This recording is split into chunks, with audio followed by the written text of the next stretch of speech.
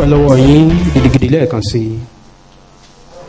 Bringing us to the first day of the month of September. Ẹ tún jẹ́ kí ojú wa rí ọjọ́ kìíní oṣù kẹsàn-án ọdún. And the last quarter of the year, for that matter. Àti abala ìkẹrin nínú ọdún yìí. Your grace has been sufficient for us. Oore ọ̀fẹ́ yín ló ti ń tó fún wa, ló ti dì wá mú. You have been all in all. Ẹ̀yin lè ti jẹ́ ohun gbogbo nínú ohun gbogbo fún wa. We have been coming and we are here again. A ti ń wá, a tún ti wá lẹ́ẹ̀kan sí. Open our understanding. Amen. Ẹ ṣí òye wa. If we can help ourselves, we wouldn't come. Tó bá jẹ́ pé a lè ran ara wa lọ́wọ́ àní wá. If we know the way, we wouldn't come. Tó bá jẹ́ pé a mọ̀nà ni àní wá. We don't know the way. Ṣùgbọ́n a mọ̀nà. And we cannot help ourselves. A sì lè ran ara wa Lay lọ́wọ́. hold on our hands. Amen. Lead us through. Ẹ mú wa làjá. In Jesus' name we pray. Ní orúkọ Jésù ní àgbàdúrà. Lord, you know what is happening to me. Orí kókó kẹrin ẹ̀kọ́ wa tá à ń wò bọ̀ la fẹ́ gbéyẹ̀wò láàárọ̀ yìí tó sọ pé Olúwa ó mọ ohun gbogbo tó ń ṣẹlẹ̀ sí mi. Step in and help me. Tí ẹsẹ̀ bọ̀ kó o sì ràn mí lọ́wọ́. I repeat, Lord, Olúwa you know what is happening to me. ó mọ ohun tó ń ṣẹlẹ̀ sí mi. Please step in and help me. Dákun tí ẹsẹ̀ bọ̀ kó o sì ràn mí lọ́wọ́. Point number 4. Kókó kẹrin It is word. jẹ́ ọ̀rọ̀ rẹ̀. Let it be your joy and your heart delight. Jẹ́ kó jẹ́ ayọ̀ rẹ ó sì jẹ́ ìdùnnú rẹ, ìdùnnú ọkàn rẹ. You will be a spokesperson. Wàá jẹ́ alágbàsọ rẹ̀. It is word. Jẹ́ ọ̀rọ̀ rẹ̀. Let it be your joy and delight. Jẹ́ kó jẹ́ ayọ̀ rẹ àti ìdùnnú ọkàn rẹ. You will be a spokesperson. Wàá jẹ́ alágbàsọ rẹ̀.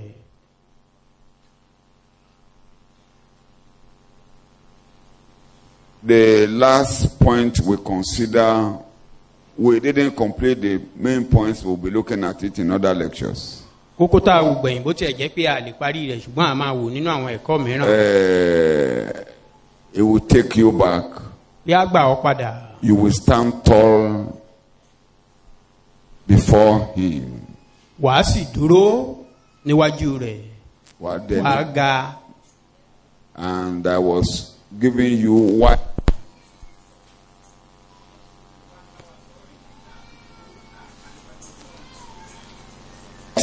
Àtúndì máa lọ sínú ìyẹn mọ́.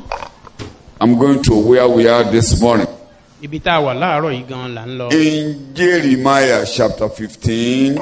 Ìwé Jeremiah orí kàndógún. Verse 15, the New Living Translation. That's our main topic. Lord, you know what is happening to me. Olúwa ó mọ ohun tó ń ṣẹlẹ̀ sí mi. Please step in and help me. Dákun dá sí ọ̀rọ̀ yìí kó sì ràn mí lọ́wọ́. As a reminder, gẹ́gẹ́ bí ìrántí. Jeremiah, a prophet, a man of God, Jeremiah wòlíì ìránṣẹ́ Ọlọ́run, was passing through his own challenge in life as a minister. Ó ń lanú ìpèníjà tirẹ̀ kọjá nínú There ayé is no gẹ́gẹ́ bí one òṣìṣẹ́. that will not pass through his challenge. Bẹ́ẹ̀ náà ni kò sí ẹnìkan tí ò ní la ìpèníjà tirẹ̀ kọjá. That's 2 Timothy chapter 3. Timothy kejì orí kẹta. Verse 12 declare. Ẹsẹ̀ ìkejìlá rẹ̀ sọ. He that will live a just life in Christ Jesus must suffer persecution. Ẹni tó bá ti máa gbé ìgbé ayé tó dára níwájú Olúwa ó ní láti la inú níbí ní kọjá. I repeat, you can read, he that will live a just life in Christ Jesus must. Yes. Gbogbo àwọn tí ó fẹ́ máa gbé ìgbé ìwà bí Ọlọ́run nínú Kristi Jésù. A godly life in Christ Jesus. Yóò faradà inú níbí ni. They must, as a matter of compulsion, wọ́n ní láti la pass through their own persecutions and challenges. Wọ́n á la inú níbí ni àti ìpèníjà tí wọ́n kọjá. So he was passing through his own challenge and persecutions. Jeremiah ń la ìpèníjà àti inú níbí ni tirẹ̀ kọjá. And he was a little bit depressed.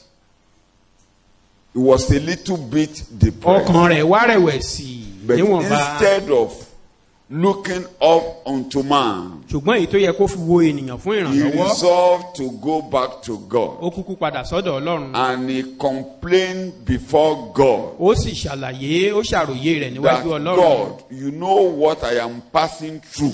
pé ìwọ ọlọ́run mọ ohun tí mò ń là kọjá.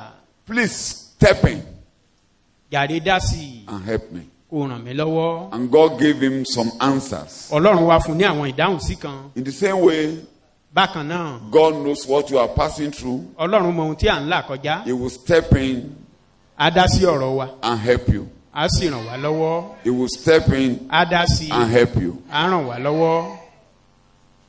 I prefer you, I want to be going to that this morning, to the examples of how he stepped into the issue of the Israelites when they were coming out of Egypt. ibi tí a máa wò láàárọ̀ ni bí ọlọ́run ṣe I dá sí. have already said that. mo ti sọ I ọ́ bí ọlọ́run wouldn't go ṣe dá to sí. that. àní tó máa lọ síbẹ̀ láàárọ̀ yìí. That it was God who stepped into their case by sending Moses to them. bí ọlọ́run ṣe dá sí ọ̀rọ̀ àwọn ọmọ Ísírẹ́lì nípa rírán Mósè sí wọn. And in the same way, when they got to the wall of Jericho, it was difficult to penetrate. God stepped in and he bailed them out. bákan náà nígbà tí wọ́n débi odi Jẹ́ríkò ó ṣòro fún wọn láti tẹ̀síwájú ọlọ́run dá sí ọ̀rọ̀ The psalmist said, you know me. olórin Dáfídì ní o mọ̀ mí. You know all that is in me. o mọ ohun tó wọ́ tó ń You gbé inú know all mi. the parts of my body. o mọ gbogbo ohun tó wà nínú àgọ́ And ara we mi. declare again, God knows what is happening in your members. bí mo ṣe ń sọ náà láàárọ̀ yìí ọlọ́run mọ ohun gbogbo tó ń ṣẹlẹ̀ nínú He àgọ́ will ara step rẹ̀. in and help you out. á dá sí ọ̀rọ̀ rẹ̀ á sì ràn ọ́ He lọ́wọ́. will step in and help you á out. dá sí ọ̀rọ̀ rẹ̀ á sì fà ọ́ yọ. Let me give one or two examples this morning jẹ́ kí n again. lo àpẹẹrẹ kan àbí méjì. In 1 Samuel 26, Samuel kìíní orí kẹrìndínlọ́gbọ̀n. the enemy was pursuing pursuing David. àwọn ọ̀tá ń lé Dáfídì kiri. It was God that stepped into that case. ọlọ́run nìkan ló yí dí ọ̀rọ̀ It yìí. is only God that can step into the case of any forces that is fighting against you. ọlọ́run nìkan ló lè yí di àbí dá sí ọ̀rọ̀ àbí bóyá àwọn ẹ̀mí kan tó bá ń yọ wá lẹ́nu. The case here, it was a known enemy. ọ̀rọ̀ tó ṣẹlẹ̀ níbí ọ̀tá tí ènìyàn mọ̀ ni. That enemy was physically David, Saul. ọ̀tá tó mọ̀ sójú òun náà ni Sọ́ọ̀lù. And that enemy was fighting just because of envy. ọ̀tá yìí sì ń bá a jà torí ìlara For no just reason. láì nídìí. And when you are making progress, don't forget, people will envy you. tíwọ náà bá ti ní ìtẹ̀síwájú jẹ́kẹ́lẹ́ yìí máa wà ní If you ìrántí don't rẹ̀ want kí àwọn ènìyàn anybody to máa envy ṣe ìlara you, rẹ̀. go and sleep. tó o bá ti fẹ́ kí ẹnikẹ́ni ó ṣe ìlara rẹ̀ kúkú lọ sùn. Don't make progress. má ní ìtẹ̀síwájú You kankan. won't have any challenge. o ò ní ní ìpèníjà kankan. No, you won't have any challenge at o all. ò ní ní ìpèníjà You tí o have, bá ti sí definitely, you have ìtẹ̀síwájú. no problem at all. o ò ní ìṣòro kankan pẹ̀lú. Go and lock up and be sleeping. lọ tilẹ̀kùn ilé rẹ kó o sùn. But the moment you decide to make progress, ṣùgbọ́n tó o bá ti pinnu pé o fẹ́ ní the ìtẹ̀síwájú. moment God blesses you, ní kété tí ọlọ́run bá ti bẹ̀rẹ̀ sí ní ìbùkún ọ. people will envy you. àwọn ènìyàn á ní wọ́n á ṣe ìlara People rẹ̀. will envy you. àwọn ènìyàn á máa ṣe ìlara But rẹ̀. take note, kíyèsí léyìí. the enemy behind that envy ọ̀tá tó wà nídìí ìlara yìí will never succeed. kò ní ṣàṣeyọrí. He will never succeed. kò ní mú ìdáwọ́lé So rẹ̀ be ṣẹ. determined to make progress. ìwọ ni kó o pinnu láti tẹ̀síwájú. Aim high ní ohun gíga lọ́kàn. and follow Christ, kó o sì máa tẹ̀lé Jésù. and the Lord will bail you out. ọlọ́run á sì gbà ọ́. Just in Christ Jesus, we are already saved. nínú Jésù ní ìgbàlà láti ní ìgbàlà. Take note, when you become a Christian, kété tó bá ti do nígbàgbọ́. not only that your sins are forgiven, kì í ṣe pé bóyá dárí ẹ̀ṣẹ̀ rẹ jì ọ́ not nìkan. only that the record of sin is taken out of your kì í ṣe pé bóyá a ti presence mú of God, àkọsílẹ̀ ẹ̀ṣẹ̀ kúrò lórí you orúkọ rẹ nìkan. become God's property. ó wá di ohun èlò ọlọ́run. You become God's own child. ó di ọmọ ọlọ́run fúnra You rẹ̀. become God's own inheritance. ó wá di ajogún ọlọ́run. And He justified you. ó sì dá ọ láre. He called you. ó pè ọ́, He justifies ó you. wá dá ọ He láre, glorifies you. ó sì ṣe ọ́ lógo So pẹ̀lú. you are in the center of His will. O ti wá wà láàárín So gbùngbùn when ìfẹ́ we are talking Ọlọ́run. of salvation, you are already covered and protected. Nígbà tá a bá ń sọ̀rọ̀ nípa ìgbàlà yẹn ni pé ààbò rẹ dájú. No evil will come near you. Ibikíbi ò ní súnmọ́ tòsí rẹ. No evil will come near you. Ibikíbi ò ní súnmọ́ tòsí Your ilé rẹ. case is already in the presence of God. Ìyẹn ni pé ọ̀rọ̀ rẹ ti wà níwájú Ọlọ́run. So the enemy cannot make any progress in your life. Ọ̀tá ò lè ṣàṣeyọrí káṣeyọrí lórí He ayé will rẹ. never succeed. Kò lè ṣàṣeyọrí. He can pursue you. Ó lè máa lé He ọ. can do whatever he likes about Ó lè you. máa ṣe èyí tó wù But nípa he rẹ. will never make any progress in your Ṣùgbọ́n life. kò ní ṣàṣeyọrí lórí ayé In rẹ. 1 Samuel chapter 26, Ìwé Samuel kìíní orí you kẹrìndínlọ́gbọ̀n. will see one thing what the enemy, how God stepped into the issue of David. Ẹ̀rí Here. bí Ọlọ́run ṣe dá sí ọ̀rọ̀ Dáfídì níbí. Let's read from verse 2 to 4. Láti ẹsẹ̀ ìkejì sí kẹrin. 1 Samuel 26. Samuel kejì orí kẹrìndínlọ́gbọ̀n Yes. ẹsẹ̀ Sọ́ọ̀lù ìkejì. sì dìde ó sì sọ̀kalẹ̀ lọ sí ìjù Sífì. Yes. So Saul went down to the desert of Ziph Yes. Ẹgbẹ̀ẹ́dógún àṣàyàn ènìyàn ní Ísírẹ́lì sì pẹ̀lú rẹ̀ láti You wá can Dáfídì see. ní ìjù with Sífì. his 3,000 chosen men of Israel. 3,000 chosen men. Ẹgbẹ̀ẹ́dógún Amen. Pursuing Ẹgbẹ̀ẹ́dógún only David. Wọ́n ń lé Dáfídì nìkan. David called himself only a flea and a dog. Dáfídì tilẹ̀ fi ara rẹ̀ wé eṣinṣin lásán àbí And ajá. the whole Níbí king of Israel with the whole army of a country pursuing a single man. kí ọba Ísírẹ́lì àti gbogbo ogun Ísírẹ́lì kan sì wá máa lé eṣinṣin àti ajá Humanly kiri. speaking, can David defeat them? Gẹ́gẹ́ bí ènìyàn ṣé Dáfídì lè kojú wọn? He cannot. Kò lè kojú wọn. He cannot. Kò lè kojú You wọn. cannot defeat Satan as a human being. Bẹ́ẹ̀ náà ni èṣù àwa gẹ́gẹ́ bí ènìyàn á lè Enemy pursuing you, you have no power or might to overcome. Ọ̀tá tó ń lé wa ní agbára láti borí If you rẹ̀. run, he can meet you. Tó bá ló fẹ́ sá tó bá ló mèrè sá á lé ọba. If God is not stepping, he can meet you. Tí Ọlọ́run ò bá dá sí á lé ọba. This place, he pursued David to a corner. Níbí yìí ọba Sọ́ọ̀lù ó lé Dáfídì dé kọ̀rọ̀ ibì But kan. God decided to cause him to sleep. Ṣùgbọ́n Ọlọ́run wá fi orun ìbàràdì Read a little bit. Read a little bit.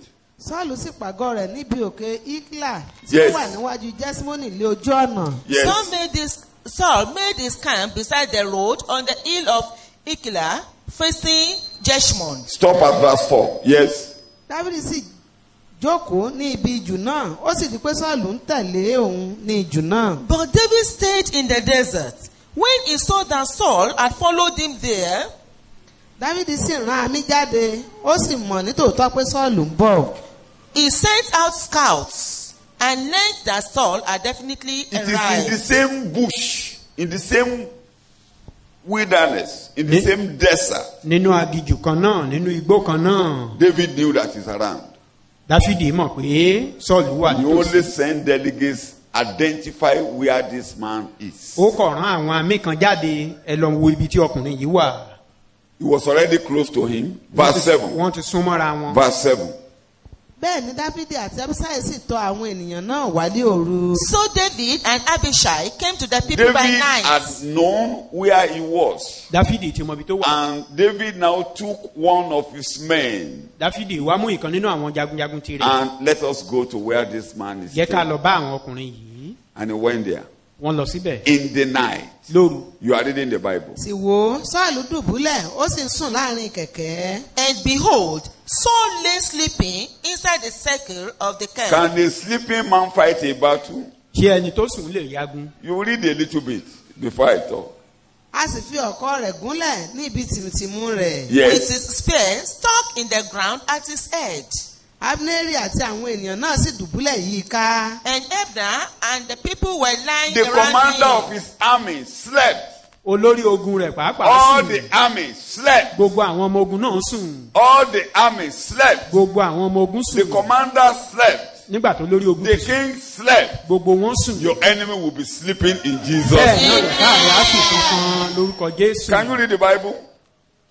All of them slept. Gbogbo wọn sùn He fanfan. himself slept and they slept around him.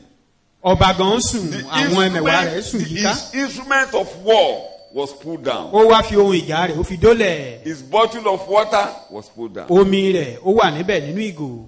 Read it further. You will see that it was God who caused him to sleep. Wá rí pé God Ọlọ́run will ló cause mọ̀ your fi oorun enemy to sleep and slumber. Ọlọ́run á sì fi oorun kun àwọn ọ̀tá rẹ lórúkọ He will Jésù step into your case. pé á dá sí ọ̀rọ̀ rẹ. That enemy will never overcome you. Ọ̀tá yìí kò ní borí rẹ lórúkọ When Jésù. he's about to reach where you are, he will sleep Tó off. bá kú jẹ tó débi tó wà oorun á kù. He was already close to him. Ó ti súnmọ́ Dáfídì. Some of you don't know God we are serving. Ọ̀pọ̀lọpọ̀ wa ni ò tiẹ̀ mọ Some Ọlọ́run tá à ń of sìn. you felt you can fight yourself. Ọ̀pọ̀lọpọ̀ wa rò pé a lè jà fúnra wa. Those people, God will leave you.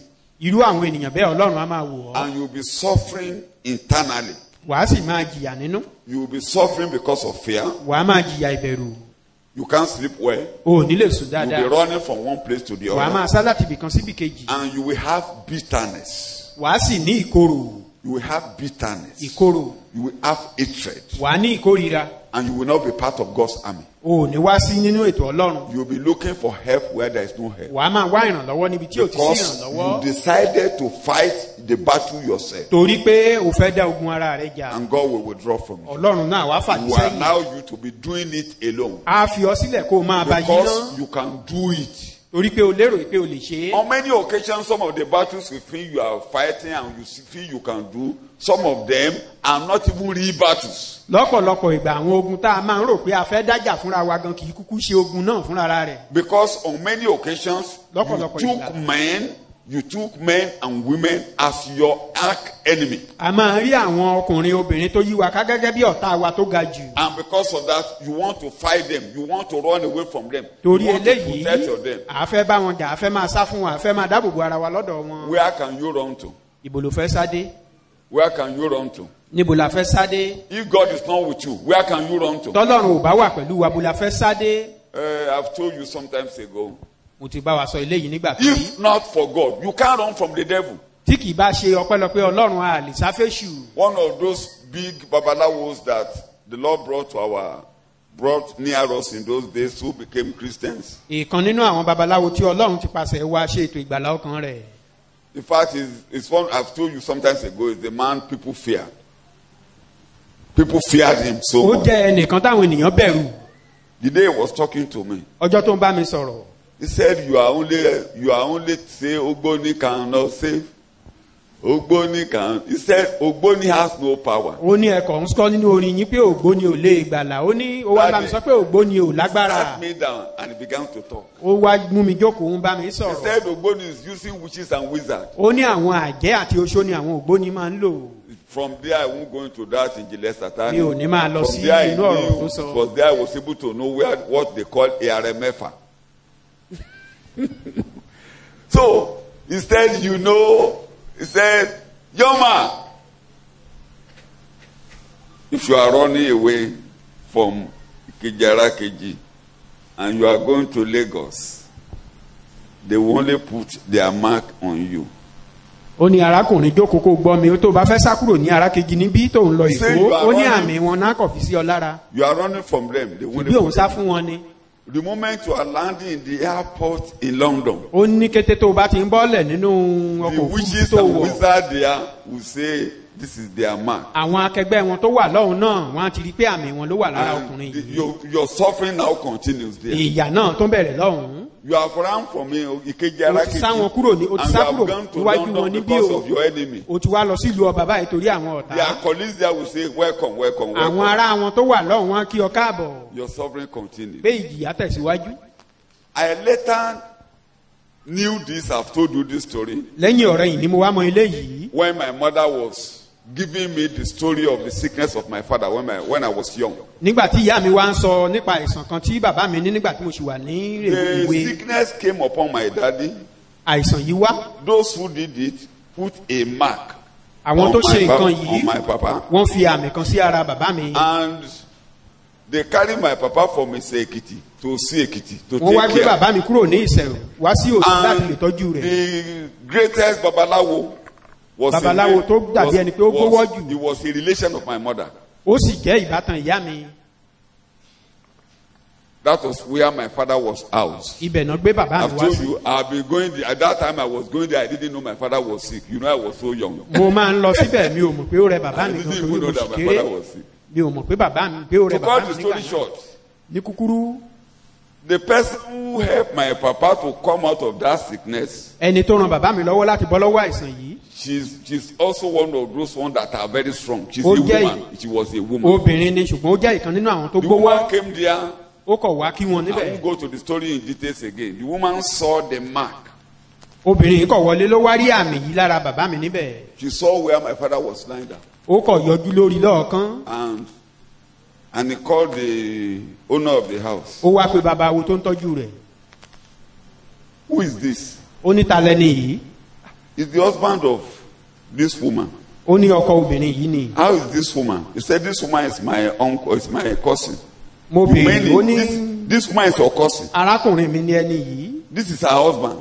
Ọkọ rẹ̀ sì lè yé Don't you ìdílé see yìí. this mark? Ṣé o rí àmì tán fi sára ọkọ rẹ̀ ni? He said they are seeing it. Ó lóun rí i. There's nothing. What you know that mark? Nobody should help him. Àmì tó wà níbẹ̀ ni pé kò sí ìrànlọ́wọ́ ẹnikẹ́ni ò gbọ́dọ̀ ràn án lọ́wọ́. That is the meaning of that mark. Ìtumọ̀ àmì tó Nobody wà on níbẹ̀ ni. earth should help him. Pé nínú ayé yìí ò ẹnikẹ́ni Any ò gbọ́dọ̀ ràn án babalawo lọ́wọ́. gets there and see that mark. Don't. Ẹnikẹ́ni nínú àwọn oníṣègùn tó bá ti débẹ̀ tó Touch rí not. kò gbọ́dọ̀ fọwọ́ kàn án. The woman now, you know what they call Aroko. Then he send a kind of message. You may not know your voice. The woman now sent a message Obìnrin yìí ló wá fi iṣẹ́ ó bá ránṣẹ́. and gave that message to my mother. Ó wá fún ìyá mi ní Go iṣẹ́ and yìí. meet the person that did this thing. Give him this. Pé kán lọ fún ẹni tó wà nídìí ọ̀rọ̀ yẹn kan fún léléyìí. And the moment that message was given to the person who did the job, Ní kété tí onítọ̀hún gba iṣẹ́. it was in our bush, in our farm. Inú at oko Isekiti. ibi tá a ti ń dáko lọ́hùn-ún níbi tán ti gbé bàbá My kúrò. mother left the place. Let me take some cocoyam and some yam and some things from the farm. Before my mother finished packing those things, my father at home at Usia began to urinate and began to go to toilet. Pé ìyá tó mú Because iṣẹ́ tí wọ́n rán lọ for kó tó di months, pé òun gan padà dé. she couldn't go to the toilet. Bàbá ti ń tọ̀ ó ti ń There was a yàwẹ́. mark. Torí pé wọ́n ti fi àmì sí lára. So you can't run from the devil. Ohun tí mò ń gbìyànjú àti mú jáde ni pé Are you olùsáfẹ́sù listening to me? If you run to London, there is a mark. tó o bá sá lọ sílùú òyìnbó àmì wọn wà lára. And you, a Christian, you have a mark. Ìwọ gẹ́gẹ́ bí onígbàgbọ́ Touch náà not àmì wà my lára. anointed Má and ṣe do fọ- what? má ṣe fọwọ́ kan ẹni àmì òróró mi. Ew. Má sì fi Prophet ṣe no ẹni àmì Ew. òróró níbi. And do my prophets no harm. If David can be fearing, this is God's anointing. Tí ẹ̀rù bá lè David máa got bá Dáfídì there. pé ẹni àmì òróró Ọlọ́run leléyìí. The enemy slept. Your enemy will sleep. Àwọn ọ̀tá sùn nígbà tí Dáfídì débẹ̀ bẹ́ẹ̀ náà ni àwọn ọ̀tá Your rẹ̀ á sùn enemy will lórúkọ sleep Jésù. off. Àwọn ọ̀tá rẹ̀ á sùn lórúkọ David Jésù. got there. Dáfídì débẹ̀. Took his spear. Ó mú ọ̀kọ̀ rẹ̀. Took his water. Ó sì mú ìgò omi rẹ̀. What else? If you wake up and you want to fight, what will he use? Tó bá jí tó fẹ́ jà kí ló kù tó fẹ́ fi What jà. will he use? Kí ló fẹ́ lò? If thirsty, it was in the desert. If he's thirsty, Inú where will he aṣálẹ̀ get water? tóùngbẹ bá ń gbẹ kí ló fẹ́ mu. He will die of thirst. Òǹgbẹ omi ló máa pa. David has already taken the bottle of Ó ti gbé omi rẹ̀.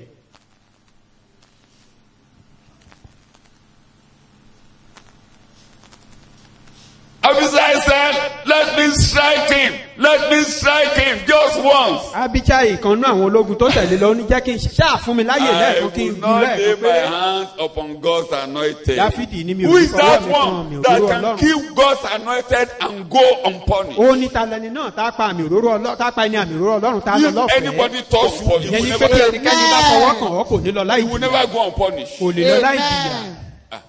You don't know the Bible. Read the Bible and you know. It's in Ẹ̀ka down. Bíbélì kẹjẹ kó yé yín. They took the wife of Abraham. Ẹnìkan gbàyàwó Abrahamu. Nobody has slept with her. Wọ́n bá ṣe The àṣìwọ̀n old bá ṣe women nǹkan kan in o. that house, God blocked their womb. Gbogbo obìnrin tó wà ní ìdílé yẹn Ọlọ́run sọ wọ́n dàgàn. Nobody has slept with the woman. Wọ́n fi ọwọ́ kan obìnrin yìí o. But they only decided to take her and marry. Wọ́n kàn pinnu Nobody has pé already a fẹ́ fẹ́ married. obìnrin yìí. Nobody has slept with her. Wọ́n tí ì fọwọ́ kàn rárá. God went there and blocked all the womb of all women. Ọlọ́run lọ sínú ìdílé yẹn gbogbo obìnrin tó wà níbẹ̀ ó sọ wọ́n dàgàn. And in the night, No. God woke the landlord. Baálé ilé gan Ọlọ́run wá jí. Landlord, Ọlọ́run jí dìde. how are you? Pẹ̀lẹ́ o. You are dead. Pé òkú ni ọ́. dead as you are now. òkú ni ọ́ bó ṣe wà yìí. What have I done? kí ni mo ṣe? Why am I dying? èrèdí wo ni mo fi jókòó? You have taken the wife of a prophet. ó gba ìyàwó wòlíì. He didn't tell us that it's kò his sọ wife. fún wa pé ìyàwó òun ni. I did it sincerely. Mo kò ṣe é I tọkàntọkàn knew bí mo you fi did ṣe it é. sincerely. ọlọ́run wa That is nítorí why èyí náà mọ̀ I pé ó would ṣe have killed tọkàntọkàn you. rẹ ǹbá ti pa ọ́. But I know you are innocent. ṣùgbọ́n mo mọ̀ pé aláwo mọ̀ ọ́ So you aláìmọ̀kan won't ni die. ọ́. Wake up. dìde Go and meet the prophet. lọ bá wòlíì náà. Kneel down before him. kúnlẹ̀ fún. All your women are already blocked. Oh. gbogbo I've àwọn already obìnrin tó blocked wà their nínú women. ilé rẹ̀ yìí wọ́n ti ya gan o. Let him pray for you. jẹ́ kó gbàdúrà fún ọ. Touch not my anointed. má ṣe fi ọwọ́ kan ẹni àmì òróró mi. If anybody decided to harm you, tí ẹnikẹ́ni bá pinnu God láti ṣe will ọ deal ní with that jàǹbá person. ọlọ́run á kọjú ìjà sí ẹni bẹ́ẹ̀.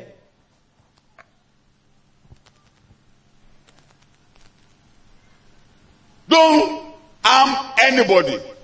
má ṣe ibi sí ẹnikẹ́ni. Don't curse anybody. má ṣe pè fẹ́ ẹnikẹ́ni. Only bless people. ṣe ni kó máa bùkún ni. When you curse, your curse will come back to you. tó o bá ṣe pè ìpè Men of padà God, bá ọ. don't curse anybody. ẹ̀yin ọmọ ọlọ́run ẹ má yẹ People ṣépè of fún God, ẹnikẹ́ni. don't curse anybody. ẹ̀yin ènìyàn ọlọ́run ẹ má yẹ ṣépè fún ẹnikẹ́ni. Your curse is coming back to you. ìpèrè á padà wá o.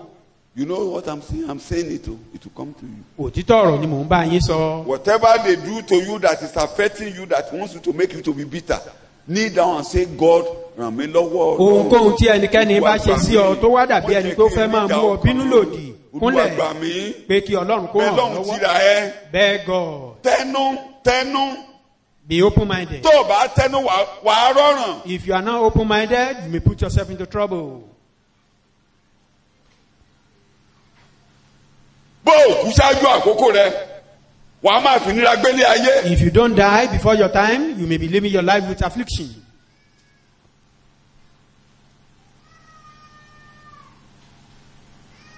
What am I saying this morning? Kí ni mò ń sọ You see láàárọ̀? how God stepped into the heart of the issue of David? Ẹ rí bí Ọlọ́run ṣe ti ìṣẹ̀bí gbọ́ ọ̀rọ̀ God Dáfídì. also will step into your matter. Bẹ́ẹ̀ náà lọ́lọ́run á ṣe dá sí ọ̀rọ̀ rẹ láàárọ̀ yìí. God will step into your matter. Ọlọ́run á dá sí ọ̀rọ̀ rẹ láàárọ̀ yìí. Let me now go to my subtopic this morning. Jẹ́ kí n lọ sí It is word.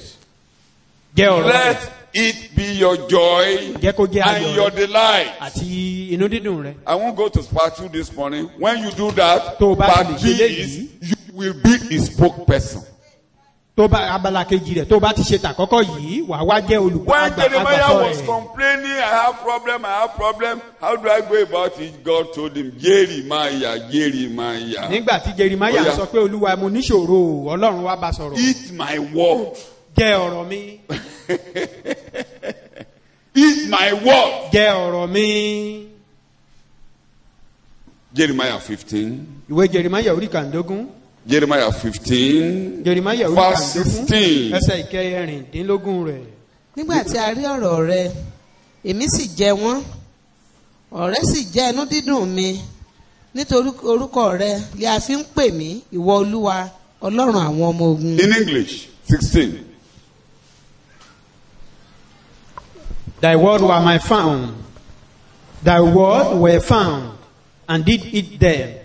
And thy word was unto me the joy and rejoicing of my heart. For I am called Look by thy for name. the word Lord, of God and eat. Wá ọ̀rọ̀ Ọlọ́run kí o sì Eat. jẹ́. When you eat, Tó o bá ti jẹ́, it will be your delight. á jẹ́ It will ẹ̀dùnnú give rẹ̀. you joy. Á fún ọ ní That ayọ̀. was the only thing that made Jeremiah to pass through that crisis. Ẹyọ nǹkan tó ran Jerimaya láti la You ìpèníjà can't kọjá pass nìyí. through any challenge in this world without the word of God. O ò lè la I ìpèníjà found kípèníjà it kọjá láìsí and ọ̀rọ̀ I Ọlọ́run. ate it. Mo ti wá, mo rí, mo sì jẹ́. I shop it. Mo jẹ́. I won't be going to details of eating the word. You know, Ezekiel was one of those who Mi ní máa lọ was even asked to sí eat. pé ká jẹ In the ọ̀rọ̀. book of Jerry, in the book of Revelation, we saw that. We won't be going to that. Let me Kíkẹ́lì remind jẹ́ you. ìkan lára àwọn tó jẹ Let me ọ̀rọ̀ remind you Ọlọ́run. of Job 23, verse 12. Ẹ jẹ́ kí n rán wa létí ìwé Jóòbù orí kẹta ẹsẹ̀ ìkejìlá 23. ẹsẹ̀ ìkẹtàdínlógún. bẹ́ẹ̀ ni èmi kò padà sẹ́yìn kúrò nínú òfin ẹnu rẹ̀ èmi sì pa ọ̀rọ̀ ẹnu rẹ̀ mọ́ ju òfin inú mi lọ. òyìnbó ẹ̀. I have not departed from his commands, but I have treasured his words more than daily food. Treasure the Bible. Treasure the gospel. The message of the gospel more than your gari and your eba. Ka ọ̀rọ̀ Ọlọ́run sí ju oúnjẹ tó ń jẹ lọ. I will tell you the reason. That's where I'm going this morning. Psalm 119, verse 10, verse 12. Orin Dáfídì orí kọkàndínlọ́gọ́fà. I will give you why it should be your delight and Ìdí the tó fi yẹ benefits kó of jẹ́ it. ìdùnnú That's where àti I'm ayọ̀ going. rẹ. Verse 10, verse 72. Ẹsẹ̀ ìkẹwàá, ẹsẹ̀ ìkejìléláàádọ́rin. tinútinú mi gbogbo With èmi my ṣiṣẹ́ whole àfẹ́rí rẹ. heart, with my whole heart, I have sought you, Má ṣe jẹ́ kí èmi ṣìnà kúrò nínú àṣẹ rẹ. inquiring for end of you and yearning for you. Kọ́ ọ bá fẹ́ gbádùn, You want to enjoy this life? jẹ́ kára rẹ balẹ̀. Calm down. Wọ́n yín bẹ́ẹ̀ nìyẹn ń ka Bíbélì o. Nobody will beg you Wọ́n to yín bẹ́ẹ̀ read nìyẹn ń Bible. gbọ́rọ̀ Ọlọ́run o. Nobody will beg you to Wọ́n yín hear bẹ́ẹ̀ the word of nìyẹn o. A God. ṣe ń bẹ̀ yín báyìí ẹ̀ kà á. We are Ẹ still gbọ́ pleading. mẹ́sẹ̀gì. Wọ́n yín bẹ́ẹ̀ Listen to nìyẹn. message. Wọ́n yín bẹ́ẹ̀ nìyẹn. Jẹ́ kó tinú ọkàn rẹ wá. Let Tó it bá fi tinútinú be ṣàfẹ́rí your ayé ọ. delight. If you Kò sún stand tó for fi lè it, ládé ayé with your kọjá jù. delight, it we understand it. There is nothing you can use to pass through this world more than that. The only key Kọ́kọ́rọ́ kan. to succeed here is the Bible. Kọ́kọ́rọ́ àṣeyọrí ẹyọ kan tó wà níbí òun Verse Bíbélì. 72. Verse Ẹsẹ̀ 72. ìkejìléláàádọ́rin. Òfin ẹnu rẹ dára fún mi ju ẹgbẹgbẹ̀rún wúrà àti fàdákà lọ. Ojowo. Than money or riches. The law from your mouth is better to me Look. than thousands of gold and silver pieces. Your money will be useless. Owó rẹ kò ní jámọ́ nǹkan kan mọ́. In fact, without the word, you will misbehave. Láì sí ọ̀rọ̀ Ọlọ́run You will gan wàá march sì wà on God. nígbà tó o bá lówó wàá máa tẹ Ọlọ́run mọ́lẹ̀. And God will wage war against you. Who will Ọlọ́run á save sì you? wá gbógun tì ọ́.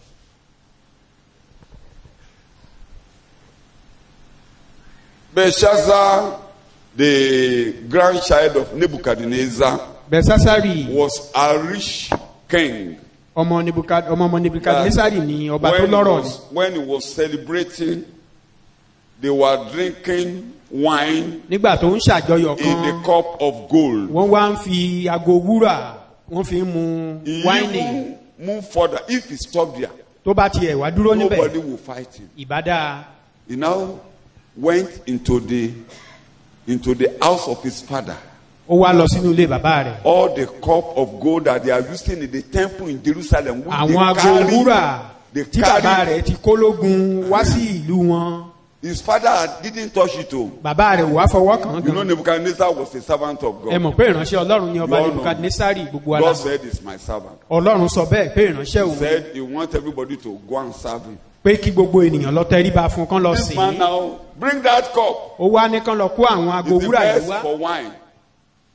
And they were drinking wine. And they Níbẹ̀ were náà dancing, tí ó wá ń fi ago celebrating yìí mu the God of wáìnì. the God of idol, the God of so many things. Wọ́n ń ṣàjọyọ̀ níwájú Ọlọ́run wúrà Ọlọ́run góòlù. And God took his Bible Ọlọ́run wá mú gègé rẹ̀. and he sent an angel. Let us write a letter to this man. Ó wá rán áńgẹ́lì kan jẹ́ ká kọ̀wé ránṣẹ́ sọ́kùnrin yìí. Ọlọ́run ní kọ̀wé burúkú sí ọ. May God not write a bad message to you. Bẹ́ẹ̀ ni àwọn áńgẹ́lì dédédé gàràgàràgàrà. And the angel got there. Wọ́n ìwé yẹn ò dẹ̀ parẹ́, wọ́n kọ́ báyìí. They inscribe it on the wall.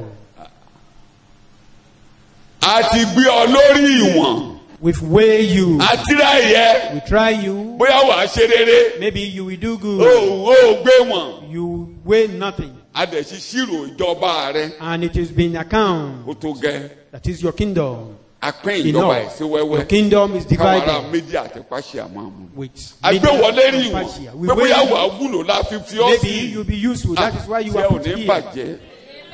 Wo ibi ó wà yìí ìdánwò Where ni you o. are is a temptation. Ipò tó wà The lónìí. position you find yourself Kí ni mo today, pè? a Ọlọ́run temptation. gbé ẹ bóyá wàá wúlò. Just to try you. Maybe you'll be useful for God. Kí ni mo pè? Kí ni mo pè? Bọ́n bá da ẹ̀bùn kan lé ọ lórí ìdánwò ni o. If you have any gift, Bọ́lá ń bá lówó sí ọ lápò a ìdánwò ni o. temptation. Even if you are Mo bá da orí ọ̀fẹ́ lé olórí, o lè temptation. gbàdúrà, o You lè have ṣiṣẹ́ ìyanu. grace to pray, to perform Orí wonders. ọ̀fẹ́ kan bóyá nínú In ṣọ́ọ̀ṣì. temptation. Ìdánwò ni o. Gbogbo Maybe tí ẹnìkan you are in ìdánwò any ni o. position in the Kàndá church. òwò ni o. Agbé ẹlẹ́rìí Are wọn. temptations. Jẹ́ ká wò bó ṣe máa God ṣe is ni. just weighing you. Ó pọ̀ sí Bíbélì. There are so many Ṣé examples in the bí Bible. Dèrúbọ̀ mọ̀mọ́ Nẹ́bàtì? Mẹ́wàá Jeroboam, ni the wọ́n son kó of lé Nebat, lọ́wọ́. was given Nínú 10. méjìlá tọ́lọ́run ní. 10 tribe of 12. Kí ló ṣe tọ́ sí? How Sọ́mọ is he Dáfídì entitled to that? Is he a Sọ́mọ child of Dáfídì David? ni. Kí ló ṣe tọ́ sí? How is he Ṣé entitled kò to yẹ kó that? ronú? Wasn't he Dáfídì think ni wọ́n bá dá about it? májẹ̀mú.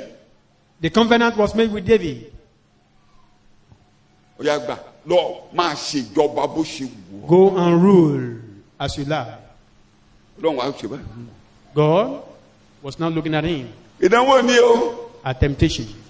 So Ọlọ́run ẹ mọ̀ pé Ọlọ́run dá Nebukadneza padà sórí àga. God eventually restored the kingdom of Are you Nebuchadnezzar. listening to me? N tó fi lọ ṣẹ̀wọ̀n tó fi Why? ṣẹ̀wọ̀n ọdún méje Why he ní was èrè wúrà tó dá sent kalẹ̀. out for 7 years was that Ọlọ́run fi ìran golden hàn. image. God Ó lọ showed fi him a ìran revelation. tí ò tí ì ṣe tán dọ̀la. The revelation that Ó is yet lọ to fi be ṣe fulfilled òrìṣà tó totally. ní ká máa bọ́. He now uses it as an image to be worshipped. Òun náà wá bẹ̀rẹ̀ sí.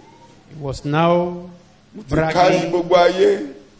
Kò sí ìjọba kan tó lè. no kingdom.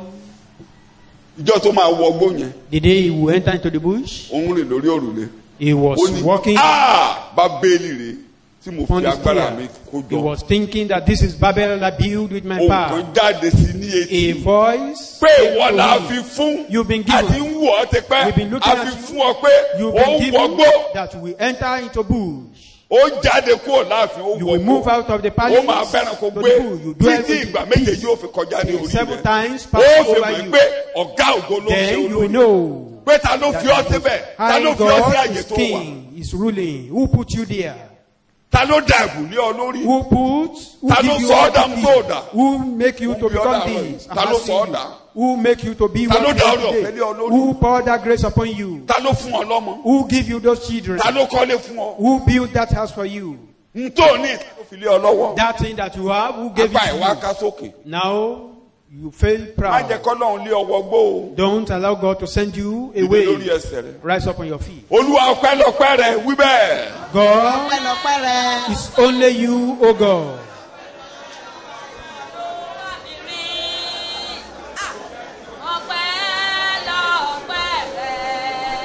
Ìwọ ló ń da orí ọ̀fẹ́ lé mi lórí. You pour this Ìwọ ló fi mí grace sí àyè tí upon mo me. wà. You put me into this Ìwọ position. nìkan ṣoṣo. Only you, oh God.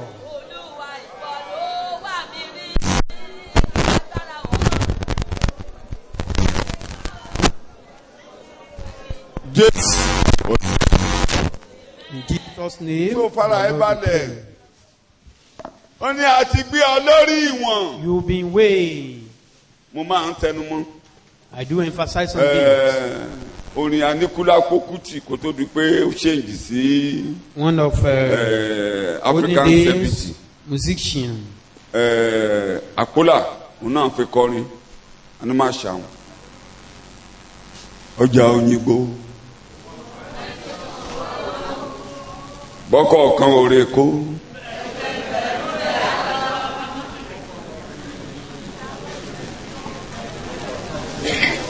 Ṣé o ti gbọ́?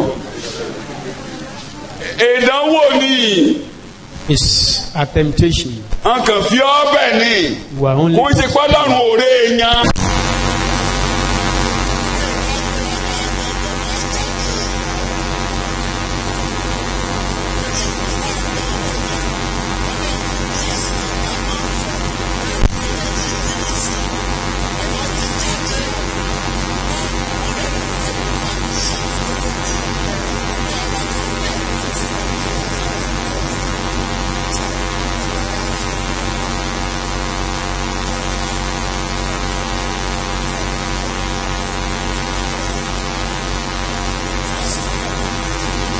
Maybe he will try.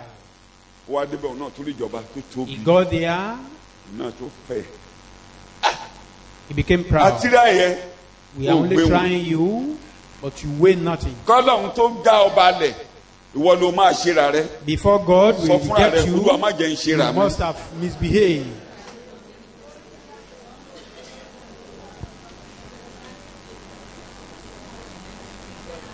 Ní orúkọ Jésù Olúwa wa. In Jesus' name, So we mo bí pray. téèyàn ti ń ṣera rẹ ẹnìkan tọ́lọ́ máa ń bá jà. How you can do Ẹni yourself? agbéraga kí ni mo pè é? They proud.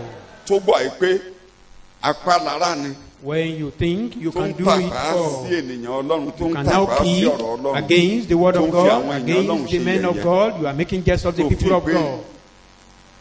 tí mi ò bá ti síbẹ̀. You feel if you are not there, Ìwọ you, who are ìwọ you? ìwọ ò sí bẹ́ẹ̀. That if you are not there, Ṣé bí Yorùbá ló sọ bẹ́ẹ̀? according to one Mi ò Yoruba sí lájọ. proverb, Kí ni adá nìyẹn ṣe? Ee o. is you are deceiving Ajá yourself tó if dùn you jù think ọ́. you are not in a place and nothing will happen there. Ta ló lóun Even fẹ́ in kọ́ your ìjọ? absence. Who said you want to build this church? Ta ló lóun máa kọ́ ìjọ? Who said you want to build this church? Ṣé ènìyàn máa ń kọ́ ìjọ? Can man build church? Ta ló ní ìjọ? Who owns the church? Máa rántí pé ìjọ Ọlọ́run tí Always Jésù fi. remember ẹ̀jẹ̀ ara rẹ̀ rà. Má gbàgbé o. by his own blood. Don't forget Ọba ti that. fẹ́ gbéraga. Má gbàgbé o. Don't forget. Ìjọ Ọlọ́run títa. The church of God Kó bá ti fẹ́ purchased wà sẹ́nikẹ́ni by nínú his ṣọ́ọ̀ṣì. own- Má gbàgbé. Anytime you want Ta to ló ní behave ìjọ? or react to anybody, Bọ́n in bá the ṣẹ̀ church, ọ́ remember tó bá fẹ́ ṣinú rò. that Má gbàgbé if ta ló someone ní ìjọ. offend you and you want to misbehave, always remember the church belongs to Jesus. Tó bá ní orí ọ̀fẹ́ tán dàlẹ́ ọ lórí tó bá ti fẹ́ withdraw ò bá ti fẹ́ gbéraga. If Má you want gbàgbé to be ta ló ní ìjọ. want to proud because of the gift you have, always remember the church belongs to God. Bí Stefanu ṣe gbóná tó tójú rẹ̀ ń sáná. With the level of spiritual highness of Stephen, Ọlọ́run mú nǹkan ẹ̀ lọ́wọ́. God took him. Ẹni tó lẹ́bùn bẹ́ẹ̀ yẹn tó yẹ kó kú lójijì.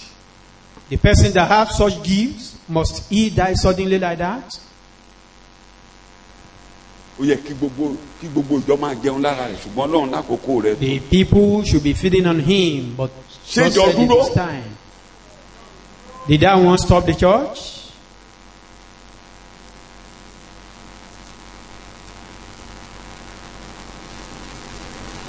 A gbé ọ lórí wọn. We weigh you. Mọ́jọ́ Ọlọ́run kọ lẹ́tà sí ọ. Don't allow God to write you a message or wrong we are message. Ẹ́ o. Mọ́jọ́ kọ̀wé sí ọ. àti ìwọ Bẹ́sásárì ọmọ rẹ̀ ìwọ kò rẹ ọkàn rẹ sílẹ̀ bí ìwọ tilẹ̀ ti mọ gbogbo nǹkan wọ̀nyí. Ẹ̀sà tá ń pa fún yẹn èdè tí mo máa ń lò nìyẹn. That's the Mo language I mo ní give you. ìwà kan bí mo ṣe wà. I have a particular character. Ìwà yẹn wà mí ni. Mo kẹ́kọ̀ọ́ ẹ̀ ní Bíbélì. Mo dẹ̀ ń lò. Peculiar of me. Èmi ni I mò ń learned pàtàn it léra from mi the Bible. lórí. I tell story upon Mo ní mò myself ń ṣe all the time, lójoojúmọ́. daily. Láàárín ọ̀sẹ̀ kan ó kéré tán máa In a week? pàtàn léra mi lórí lẹ́ẹ̀kan. I must repeat it Máa once, sọ ibi tí mo ti wá. Mi ò gbọ́dọ̀ reminding gbàgbé. God where I Báwo mo came ṣe from. débí yìí. How did I Bó- come here? N bá ti pàtàn yẹn apá mi á Each já time bọ̀. I tell this story, Torí mi ò fẹ́ kọ́lọ́hún even to pàtàn my lórí. own hearing, Mi ò fẹ́ kọ́lọ́hún ṣe. I calm down. I don't want God to remind me of such story. Mo pàbúrò mi kan lẹ́nu ọjọ́ mẹ́ta. I called Ó jẹ́ one kí n of sọ pé ọmọ mi my ni. brother or a Pé ọmọ mi son ni. recently Mo ní kó wá rí mi lé. that you come and see me. Ó wá dé. When he came, Mo ní mo fẹ́ rí ọ fún kan mẹ́ta pàtàkì. Mo lékè ní mo ní mo fẹ́ pàtàn fún ẹ. that I want to Mo ní mi ò tell fẹ́ him kọ́lọ́hún three pàtàn things. fún ẹ. Number one, to tell him a story. Bá a sọ díẹ̀ nù bí tí a tẹ wá. I mentioned a Mo ní bí few tá a tẹ wá yìí. about where we came from. Nù kó o ṣègbàgbọ́ It's either tàbí kó o má ṣègbàgbọ́. you being in faith or otherwise. Mo ní tó o bá ṣègbàgbọ́. If you are not in faith, tètè padà. It's better for you to Kó lọ return kó to that nǹkan place tí wọ́n ń lò máa lò. and Bẹ́ẹ̀ pé o fẹ́ o arm ṣègbàgbọ́. yourself with all O those fẹ́ things you máa are using. dọ́gbọ́n. But you are not in faith. Ṣé You báyìí? want to be, Mi wọ́n á mú ẹ jẹ. you want to sit on the fence. Eventually, they will consume you. Kí mo ní wá ṣe. Ọmọkùnrin kan classmate mi ní primary school. There was a particular young boy. We have Ìjọ tó wá sọ níwájú. classmate. ìgbà tí mo gba Jésù When I was saved, tó wá lé mi wá bá mi ní he ilé came bàbá to my fada house mo where I tún was forí balẹ̀ living báyìí. before. I bowed down for God. Olúwòde Omoro He knows some secret about the rituals. ó wá and gba every other Jésù. thing. Now he is saved. Ó ṣe gba Jésù báyìí Immediately he was saved. tí wọ́n gbọ́ nílé They heard about it at home. oníṣẹ́ jẹ́ níbi tó wà níbà. Then they sent message to him at Mo ló níṣẹ́ Ibadan. ṣe. Ó já báyìí wọ́n ìwọ̀nyí. He was about to be Ẹ̀ṣẹ̀ báyìí náà ló fi fọ́ gíláàsì mọ́tò be mad. mẹ́ẹ̀ẹ́dógún. He used his own Ó plane já bí ìwèrè to wọ̀nyí. break a windscreen of, Oníṣẹ́ jẹ́ lára rẹ̀ pé kó já sí gbòòrò kó máa ya wèrè. that is, he became insane. Bẹ́ẹ̀ ni iṣẹ́ náà tún tòkè ọ̀run wá And pé kára ẹ̀ the bá. superior message came. Shout hallelujah. Okay, hallelujah. Pé iṣẹ́ tòkè wá A pé superior àbá ni message kan dá ẹ̀ka ò lè ṣe kéne. that they are only trying, they cannot succeed.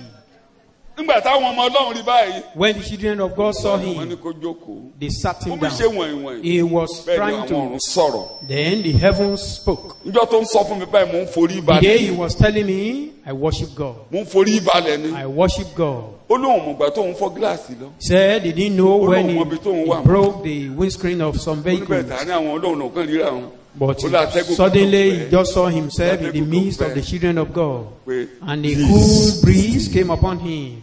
He àlàáfíà fún ọ.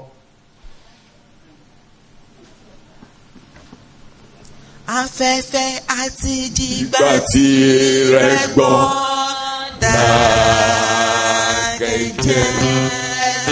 Ìbá ṣe ìbínú rí rọ́kùn, ìbá ṣe léṣu tàbí ọ̀gá.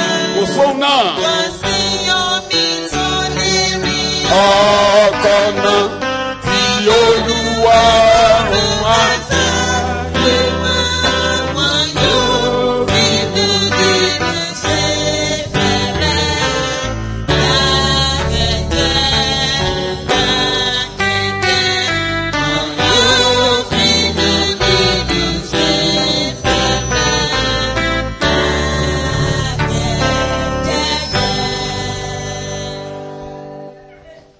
Jẹ́ kí ọ̀rọ̀ jẹ́ dìláìtì ẹ. Let the word be your delight. Má fọlọ́run ṣeré má rò pé ó jẹ́ Don't play kankan with o. God. Don't think you are something. When the word of God be your delight and your joy tó ń kà. Tí ọ̀rọ̀ Ọlọ́run yìí ló bá lè ti fi dé lábí ayọ̀ kọjá. àti inú Kò dídùn sí rẹ, tó lè fi lábí and you kọjá. are reading it daily, you pass through this world and Nílùú èṣù yìí. in this city of Igbó Satan, dúdú yìí. this dark bush. Ọ̀kàrẹ̀. Ìgbà tí gbàgbọ́ yé fagún wà. When Fagunwa understand the scripture, Dọ̀la ni àwọn èèyàn máa criticize ẹ̀. Pé Till ìwé ẹ̀ bá tomorrow, ti dáa jù láyé tí ò bá ṣe they kó will be fẹ́ gbàgbọ́ criticizing yé ṣe ní fẹ́ that gbàgbọ́ yé. his writing all would have been the Bẹ́ẹ̀ ló best if kọ àwọn not that ìgbé he yẹn. introduced faith. Ògbójú ọdẹ nínú kíni. That That was Yorùbá version of mighty Pilgrim hunters. Progress. Ògbójú ọdẹ yẹn ni Kìrìsìtẹ́nì tó rìnrìn àjò lọ sọ́run nínú igbó burúkú níbí. That Lọ́ọ̀ká o, tó bá mọ̀ mighty Yorùbá. hunter Lọ wá is the wòyẹn ní láìpẹ́ Christian lọ́ọ̀ká ògbójú ọdẹ. passing through Ẹ̀yin tí ẹ̀ bá this gbọ́ journey Yorùbá, of the world. ẹ lọ wá Pilgrim Progress ẹ kà á. ìrìn àjò ìgbàgbọ́. John Buya. Inú ẹ̀wọ̀n ló If you wà. understand Yoruba, Nígbà tó ń you kọ̀wé can yìí. buy that one. Ẹ lọ Use kà. it. You can get it online. It's free.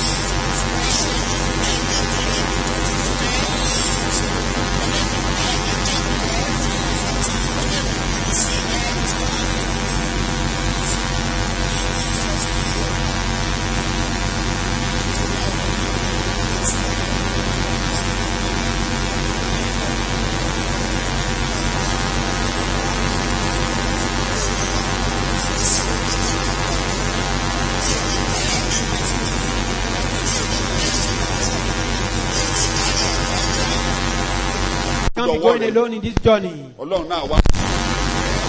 Ẹ̀yin ẹ̀mí, You ẹ̀yin spirit, ẹ̀bọra, you ẹ̀yin wind, wín, you ẹ̀yin àjẹ́, ẹgbọ́n tọmọdé monster, wí. witches, you hear this boy? Pé ó di tèmi lónìí. That he become mine today. Èmi ò gbàjà.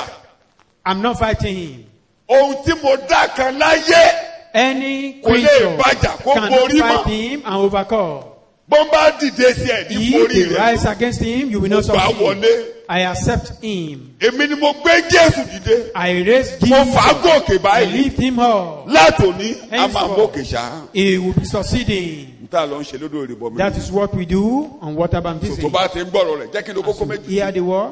You will flourish. Wàá wá gbilẹ̀. Wà á máa mókè ṣá. You will be Wà á máa rúwé succeeding. ṣá. You will You know blossom. the meaning of being flourish.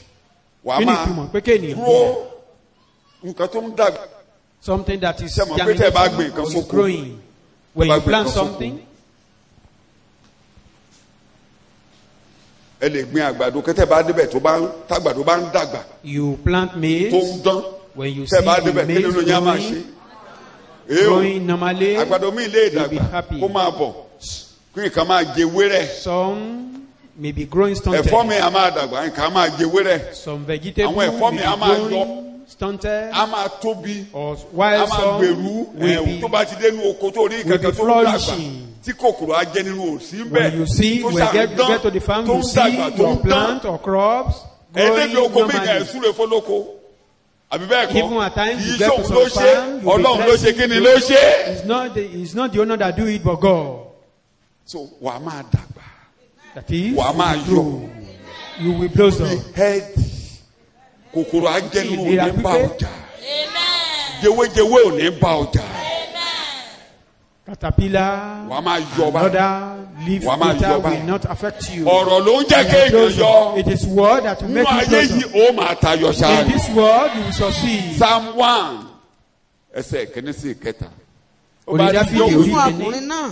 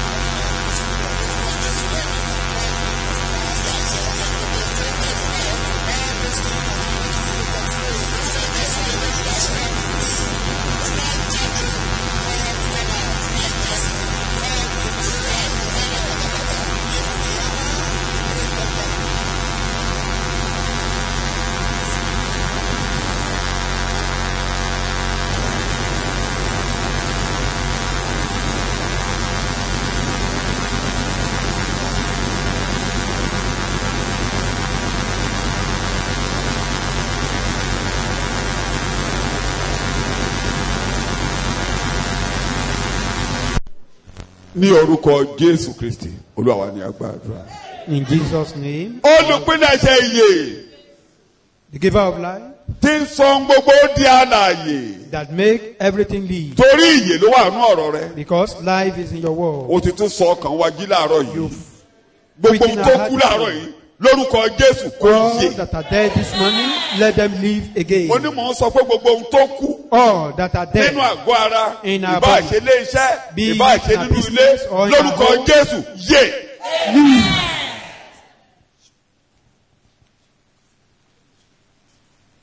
gbogbo ẹ̀gún lójú ọ̀nà lórúkọ Jésù. let them be consumed by fire in the name of Jesus. ẹni òróró rẹ ni mí ó ti di ọwọ́ ọ̀tún mi mú. bàbá yóò ṣẹ́gun orílẹ̀-èdè níwájú mi yóò tú àwọn ẹgbẹ́ àwọn ọba. yóò fún mi ní ìṣúra àti ọ̀rọ̀ sọ.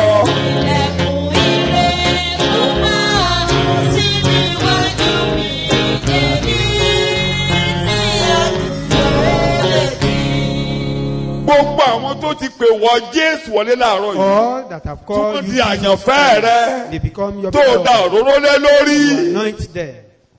wọn ò ṣe é pa Nobody can kill wọn them. ò ṣe é gbé Nobody can carry igi them. igbó lè bá wọn jà No, ẹni òróró Olúwa ni they are anointed of gbogbo God. ogun níwájú yín kò máa All wó máa battle dẹ̀. before you pull down. bí ẹ ṣe ń kọjá lọ As you are going, gbogbo ogun orílẹ̀-èdè tó kóra jọ kó máa wó all lábẹ́ ẹsẹ̀ your situation gathering to torí ẹ̀ṣẹ̀ ò sí nínú ayé because sin is no more in your ẹ̀ṣẹ̀ life. ò ní borí yín Sin mọ́ will never overcome you. ẹ̀gún orílẹ̀-èdè ò ní The bá cause yín of jà the nation will not. ikú òjijì orílẹ̀-èdè ò ní nípa lórí The ayé end of the nation will not have power over ibi you. tó ń bá orílẹ̀-èdè ò ní bá yín Evil of the nation will not come upon you. gbogbo orílẹ̀-èdè á máa wó níwájú rẹ nínú Nations of the world will bow down before you. gbogbo ìṣúra tó pamọ́ All tí hidden ẹ fi rìnrìn treasure àjò Olúwa yóò that fi we fún yín use along the journey, God will give them to yours. agbára Ọlọ́run á ṣì jìbò God will protect ẹ̀mí you. ìtanijí The tó bá speaking lé yín spirit sínú rìtírìtì wá kó máa that bá came yín upon you lọ right from the retreat to continue in you. kí ẹ máa ṣàfẹ́rí bíbélì kí ẹ máa The kà á Bible, you read the kó Bible. jẹ́ ayọ̀ yín It will be your joy. kó jẹ́ okun yín It will be your kó strength. jẹ́ agbára It yín will be your power. ní orúkọ Jésù mo gbàdúrà In Jesus' name, our sàmẹ́yẹ kó Lord, kanlẹ̀ dáadáa. shout amen.